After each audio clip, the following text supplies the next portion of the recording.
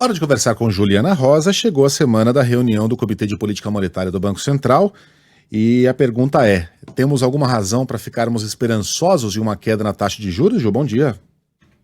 Tudo bom, Megali? Bom dia para a Sheila, para o Ivan, bom dia para os nossos ouvintes. Olha, essa vai ser uma reunião importante. Começa hoje a reunião do Comitê de Política Monetária do Banco Central e amanhã sai a decisão de juros. Por que essa reunião vai ser importante? Porque pode ter uma sinalização de início de queda de juros. Pelas projeções, não se espera queda de juros nessa reunião agora de maio, mas você tem uma expectativa grande de que a partir do mês que vem os juros possam começar a cair. Tem uma divisão aí no mercado financeiro, uma parte acha que já em junho os juros começam a cair, tem um outro grupo que acha que só no segundo semestre. E agora, então, a gente vai acompanhar de perto, não a decisão em si, porque a expectativa é de manutenção da taxa de juros básica do país em 13,75%, mas uma sinalização, um comunicado de que essa queda de juros possa estar próxima. Por que esses juros devem cair em breve, seja em junho, seja um pouco depois? Porque a gente tem, primeiro, a inflação já dá sinais de perda de força. A gente tem um mundo que está crescendo menos, é um risco de recessão nos Estados Unidos, então os preços internacionais estão caindo, a gente está vendo redução de preços importantes que têm influência de preços internacionais, as carnes, por exemplo, os produtos industriais. Você tem aí um panorama internacional que está ajudando a essa queda da inflação. E aqui dentro do Brasil, embora a economia esteja crescendo até com mais força nesse começo de ano, quando a gente vai olhar por dentro aqui das projeções e das expectativas, é um crescimento que é basicamente sustentado pela agricultura, que gera pouco emprego e está tendo um ano muito bom de safra agrícola, inclusive ajudando na queda dos preços de alimentos também, porque a oferta de alimentos aumentou muito.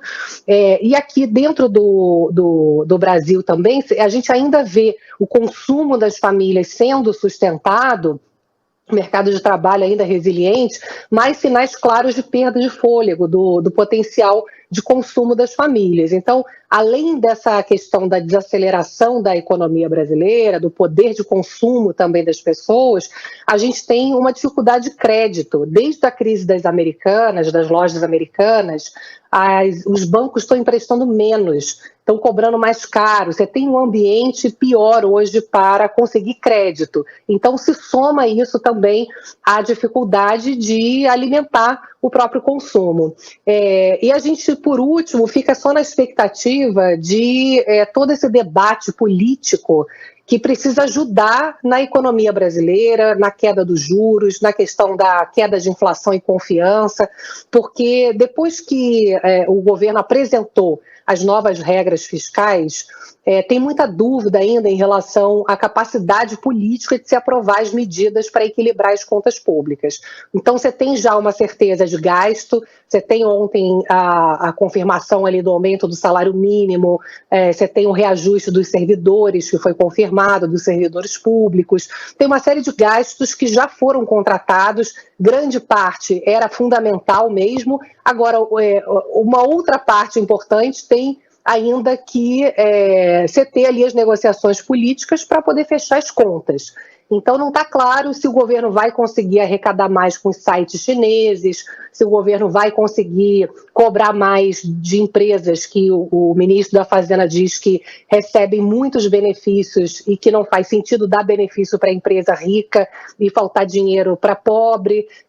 Enfim, você tem ali os parâmetros que parecem, obviamente, inegáveis, né, do ponto de vista social, que precisam avançar, mas você não tem ainda uma garantia política de equilíbrio fiscal. Então, isso vai ser importante, aprovar o equilíbrio fiscal, depois reforma tributária, a gente pavimentar um caminho para a nossa economia melhorar, nossa economia ter queda de juros, ter queda de inflação. A gente tem uma oportunidade e a gente não pode perder essa oportunidade.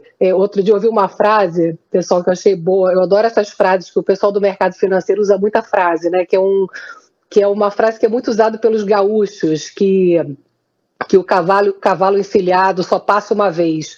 é um provérbio gaúcho. Então, o cavalo encilhado vai passar, a gente vai poder montar nele, aproveitar a queda de juros, queda da inflação, um mundo aí que deve nos ajudar também do ponto de vista de inflação. A gente só não pode perder a oportunidade, né? Tem que montar nesse cavalo e aproveitar aí a onda que pode ajudar no crescimento econômico. Eu sempre ouvi cavalo selado só passa uma vez e não sabia que era um provérbio gaúcho. O que eu sei é que quando o cavalo passa selado, você tem que pular nele. Senão ele não volta mais. O Felipe Vieira, que é gaúcho, que é nosso apresentador lá no Band News, na Band, me falou que isso é muito usado lá na terra dele. Ah, então ficamos assim. Ju, beijão pra você, até amanhã. Um beijão. Beijo, até.